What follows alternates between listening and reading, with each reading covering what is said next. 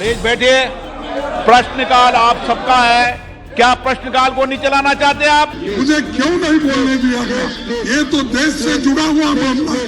7 दिसंबर संसद में शीतकालीन सत्र यानी कि विंटर सेशन की शुरुआत हुई। सत्र के शुरू होने से पहले देश के प्रधानमंत्री नरेंद्र मोदी ने स्पीच दी और अपने संबोधन में विपक्ष और संसद में तमाम एमपी से आग्रह किया कि संसद में कम से कम हंगामा हो और ज्यादा से ज्यादा मुद्दों पर बातचीत हो सके। ये मैं आपको इसलिए याद दिला रही हूँ क्योंकि मैं आज आपको संसद का वीकली राउंड अप देने वाली हूँ। हाय, मेरा नाम है सृष्टि, आप देख रहे हैं एबीपी लाइव। तमाम कोशिशों के बाद भी पूरे सप्ताह संसद में गर्मागर्मी बनी रही। चीन पर चर्चा को लेकर विपक्ष ने खूब हंगामा किया। चलिए अब आपको दे देते हैं एक क्विक राउंड अप। भले ही दिल्ली में ठंड बढ़ गई हो, लेकिन संसद का माहौल आज भी गर्मागर्म रहा। चीन पर चर्चा से इनकार किए जाने के बाद कांग्रेस सांसदों ने लोकसभा से वॉकआउट कर दिया। सोनिया गांधी से लेकर अधीर रंजन चौधरी बाहर निकले। इसके अलावा टीएमसी सांसदों ने भी वॉकआउट कर दिया। तमाम मुद्दे पर कांग्रेस अध्यक्ष मल्लिकार्जुन खड़गे ने राज्यसभा में कहा कि हमने कल भी नोटिस दिया और आज भी दे रहे हैं। हम चीनी घुसपैठ पर चर्चा सदन में चाहते हैं। हमको पूरी जानकारी मिले, साथ ही पूरे देश को भी ये जानकारी मिलनी चाहिए। चाइनीज एग्रेशन के बारे में और जो अतिक्रमण हुआ है, इसके बारे में हम डिटेल चर्चा इस सदन में चाहते हैं। पूरी जानकारी मिले और देश के लोगों को भी जानकारी हो कि वहाँ की एक्चुअल स्थिति क्या है।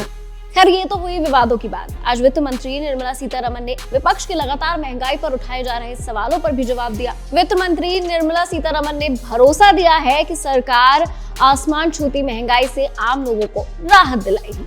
वित्त मंत्री ने कहा कि सरकार जरूरी वस्तुओं की कीमतों पर लगातार नजर बनाए हुए है और महंगाई में कमी लाने का पूरा प्रयास करेगी। To provide for the authorization of appropriation of monies out of the Consolidated Fund of India to meet the amount spent on certain services during the financial year ended on the 31st day of March 2020 in excess of the amounts granted for those services and for that year. चलिए जाते जाते आपको आज संसद का एक और बयान सुना देते हैं। जब विपक्ष ने डेटा गायब हो जाने पर सवाल उठाए तो जरा सुनिए बीजेपी नेता अश्विनी वैष्णव ने क्या जवाब दिया। जब आप लोग सरकार में थे, यूपीए की सरकार थी, तब डेटा की क्या वैल्यू थी, डेटा की क्या कॉस्ट थी साहब? आप जो भूतों की बात कर रहे हैं माननीय सांसद महोदय, वो भूत 200 रुपए पर जीबी लेते थे, आज 20 रुपए से कम है पर जीबी। आज दुनिया के सबसे अफोर्डेबल टेलीकॉम सेक्टर्स में से हिंदुस्तान का नाम आता है सर, सबसे अफोर्डेबल हिंदुस्तान का नाम आता है। संसद का माहौल हमेशा की तरह गर्मा गर्म रहा। शुरुआत भी आपको आज शायद सेम ही लगे क्योंकि फिर नेता प्रतिपक्ष ने चीन का मुद्दा उठाया। राज्यसभा में चीन भारत झड़प पर चर्चा की मांग की जा रही थी। इस पर कांग्रेस अध्यक्ष मल्लिकार्जुन खड़गे ने कहा कि हमारा कोई भी सदस्य अगर चर्चा की मांग करता है या सवाल उठाता है तो उसे सारा सत्र क्यों नकार देता है। इससे ये होता है कि दूसरी तरफ की बात चली जाती है और हमें जो कहना है वो बात सामने नहीं आती। आप हमें मौका नहीं देते, लेकिन आप बार बार रूल की बात करते हैं। उन्होंने कहा कि भारत चीन मुद्दा बहुत अहम है। जरा सुनिए मल्लिकार्जुन खड़गे ने क्या कहा। सर, एक क्लैरिफिकेशन मुझे यहाँ देना जरूरी पड़ रहा है और ये सुनने लायक भी है। महोदय, मैं सदन में एक महत्वपूर्ण मुद्दे को उठाना चाहता था। आप जानते हैं कि बीते कुछ दिनों से अरुणाचल प्रदेश के तवांग सेक्टर में चाइनीज इनकर्शन जैसे बहुत गंभीर मुद्दों को सांसद उठा रहे हैं। हमारी सेना बहादुरी के साथ स्थिति का मुकाबला कर रही है। नेशनल सिक्योरिटी से जुड़ा हुआ ये बेहद गंभीर मुद्दा है। नहीं, पूरी बात मुझे क्यों नहीं बोलने दिया गया? ये तो देश से जुड़ा हुआ मामला है और देश की रक्षा की देश के। राज्यसभा में कांग्रेस सांसद दीपेंद्र सिंह हुड्डा ने एमएसपी का सवाल उठाया। उन्होंने कहा कि एमएसपी पर जो कमेटी बनी है उसका किसानों ने बहिष्कार किया क्योंकि वो सदस्य किसान आंदोलन के खिलाफ थे और चेयरमैन वो हैं जिन्होंने 3 कानून बनाए और अब रिटायर होकर एमएनसी में काम कर रहे हैं। एमएसपी पर गारंटी के समझौते को सरकार कब तक लागू करेगी? इस पर कृषि मंत्री नरेंद्र सिंह तोमर ने कहा कि कांग्रेस हमेशा किसानों पर झूठी राजनीति करती है, इसलिए किसानों को देश भर में दुर्दशा का शिकार होना पड़ता है। किसान आंदोलन के दौरान भी कांग्रेस ने दोहरा चरित्र अपनाया। जरा सुनिए मंत्री जी ने क्या कहा। सभापति महोदय, कांग्रेस पार्टी हमेशा किसानों पर झूठी राजनीति करती रही है। इसी के कारण पूरे देश भर में किसानों को दुर्दशा का शिकार होना पड़ा।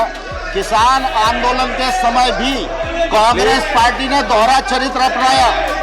जो कांग्रेस पार्टी सत्ता में रहते हुए कहती थी और जिन कानूनों की वकालत करती थी, हमने उन कानूनों को बनाया और बाद में जाके किसानों को उकसाने के लिए बैठ गए। माननीय उपसभापति महोदय, माननीय प्रधानमंत्री नरेंद्र मोदी जी ने किसानों को आश्वस्त करते समय कहा था कि मैं कृषि सुधारों के लिए समिति बनाऊंगा। उस समिति में वैज्ञानिक भी होंगे, अधिकारी भी होंगे, राज्य सरकार के अधिकारी भी होंगे, किसानों के प्रतिनिधि होंगे। वो समिति बन गई है और वो समिति विचार कर रही है। उसमें जो किसान प्रतिनिधि हैं वो किसान यूनियनों को प्रतिनिधि हैं। उन किसान यूनियनों को इस प्रकार से लांछित करना और उनके बारे में ये कहना बिल्कुल भी गलत है। चलिए जाते जाते आपको आज संसद में हुए एक और वाक्य के बारे में बता देते हैं।